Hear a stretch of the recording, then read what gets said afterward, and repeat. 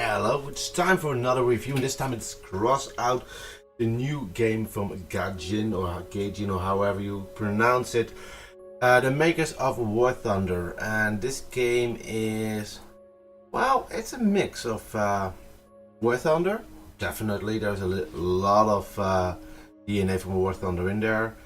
Mad Max, definitely, and a hint of Borderlands. And if you like the Mad Max game or the movies, you like War Thunder and battle vehicles, and you like the style of Borderlands, then you're definitely gonna like this game. And I have to give a little note here, this game is still in closed beta. So there's a lot of tinkering going on, and it's definitely not finished just yet.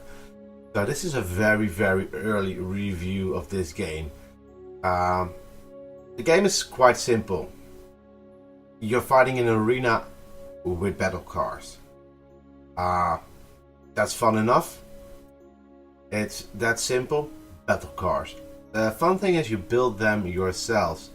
All cars are completely modular, from the cab to the guns to the little bit of decoration you put on the side, the shielding, everything. And you'll see quite a few cars explode with parts flying off them, like this truck here, which only has it's missing a wheel at the back and a wheel at the front. Some side panels are gone, but it's still in the fight. And this is what the game is about, trying to configure your battle wagon as best as you can with the resources you gain as you level up. This will be a free-to-play game like War Thunder, and as in War Thunder there will be paid elements. War Thunder generally isn't a pay-to-win type of game, and so this will probably have the same balance. Like I said, it's still in closed beta, so it's hard to estimate how this will work out once this is open for the public. Some people will probably spend a lot of money in there, others will not. We're going now to the garage, and this is where you can build. Sorry for the camera here, that is something that I really need to fix. It's wobbly as hell. For some reason your mouse sensitivity goes up like mad once you're in the garage, but here you can mod pretty much everything. Your parts are limited by your level, so if you level up at certain levels you get more parts that you could put on your trucks. You also get better weapons, better armor, new designs for blueprints which you can build with your scrap metal. You can scavenge parts, you can sell them. There's a whole trading simulation at the back, and you can actually trade with other players. You can buy from the market, and the buying from the market is where you need cash, and you can buy the cash, or you can sell your own items or your own designs for cash, all combined to create this unique battle wagon that you have. Now I'm still pretty low as far as levels go. This is when I was level 2. I reached level 7 this afternoon. I have no idea if there is a cap. There probably is. I have no idea how high it is right now. But I've seen people riding around with rocket launchers, big ass guns, like serious artillery pieces on their trucks, and trucks that are a lot harder to destroy, especially if you're a level 2 or right now level 7 player. Now some parts add to structure strength, so this is the indicator for basically what your truck can take.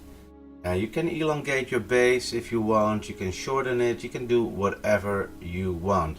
I already built a very long wheelbase vehicle. It worked perfectly, it went like crazy. Turning circle was tremendous, especially if you have 4 steering wheels. you have 4-wheel drive and 4-wheel steering, which makes you go all donut-y. Pretty much. So skill in driving is definitely something that you need.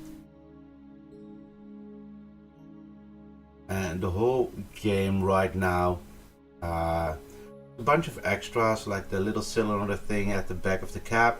And that's what they call a car jack, which allows you to flip your car if you get turned over. It's not required.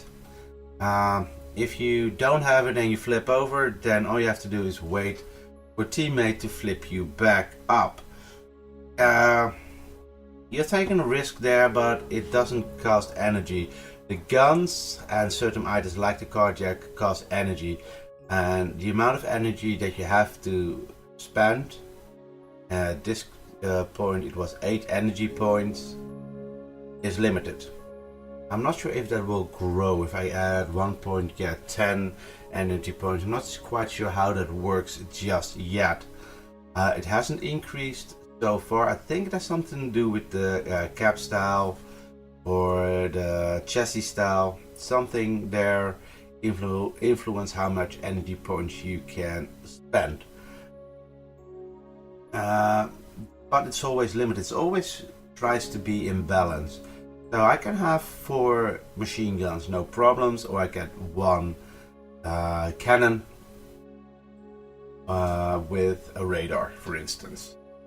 The cannon does a lot of damage. It's slow reloading, and it's really crappy to aim. But if you do hit, it packs a punch. So yeah, it's all about balance and trying to figure out what your playing style is. My playing style generally is get as many guns as possible on there and pray to God you don't get blown up before you close the distance to really do some damage there.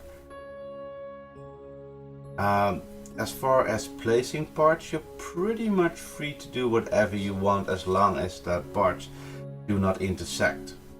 So if there's no collision for the parts, you can do whatever you want. Placing the guns is something that you have to think of, because you're putting a gun in the back doesn't it means that you cannot shoot with that gun forward. So I have 3 forward facing guns and 1 backward facing gun, means that when I'm driving towards somebody and firing, I can only shoot with the 3 guns, and they do have to reload constantly. So it's not like a continuous barrage of bullets. With the 1 in the back, it means that the 2 on the top will swivel backwards, and I have 3 guns to the rear basically, and 4 guns to my sides. And that is important to remember when you plan your attack.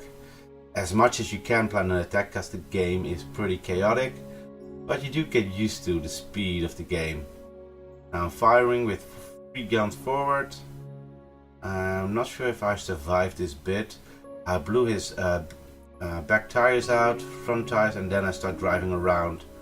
I can bring 4 guns to bear, and I actually make the first kill of the game, which is always nice. You get a sticker as a kind of reward. Have no idea what the stickers will do, and then I get blown up. That also happens quite frequently. You get stickers as a reward. No idea why you get them, if it's just something that's fun. Currently I don't think they have any value, except maybe you know, ego. For my ego, it's nice to have, especially getting the first kill. Now this long wheelbase that I made here is causing me steering issues. It basically goes all over the place.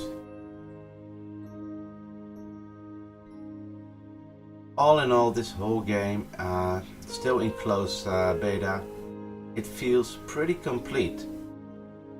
I've seen games being released that are not nearly as finished as this game is.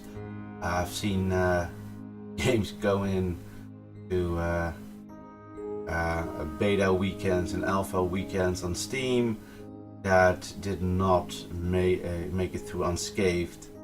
Not saying do multiplayer, but you know what I mean. This game doesn't have that. There are a lot of still elements still not really complete, and also I haven't seen that many bugs actually. There are a few things that need tweaking as gameplay goes, but all in all it seems pretty complete. They could have released it today, and I don't think a lot of people would complain about it. There's another game mode which I think I will show you in a bit, which is called Raids. You have the multiplayer, which is what you've been looking at so far, and then you have Raids where you basically fight the AI in a whole bunch of missions, and those missions range from destroying pump jacks to defending the pump jacks, to maybe even other modes that I haven't seen just yet.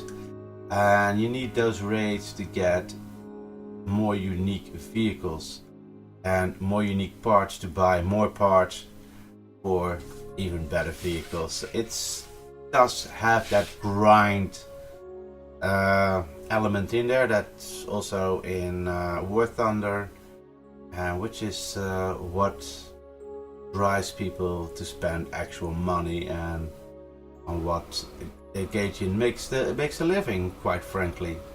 Now it's their bread and butter. I can't blame them. You can play the game with the grinding and without spending money. You just have to put a little bit more effort in there or be really talented.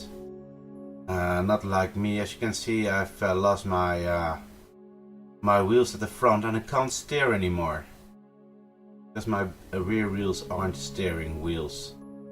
So I'm basically dead in the water here and waiting to die. Don't die, because we drew this battle.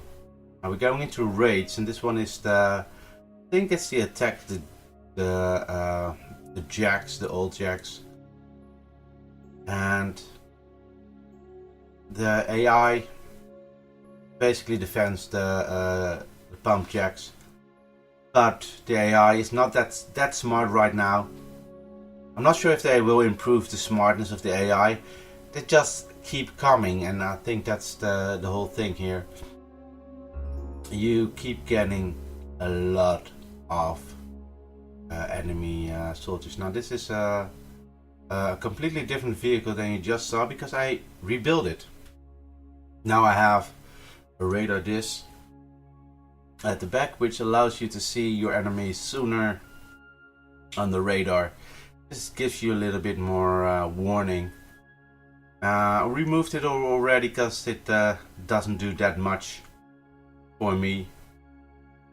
Personally, I don't like it. It doesn't add anything, cost me energy points. They may improve it later on and it might have more value for me. But yeah, there were a lot of possibilities. You can modify the car to your liking, and I'm pretty sure, even though there are blueprints of cars that you can build in the game, pretty much every car I've seen so far is been unique. There aren't that many stock cars in the game. Everybody is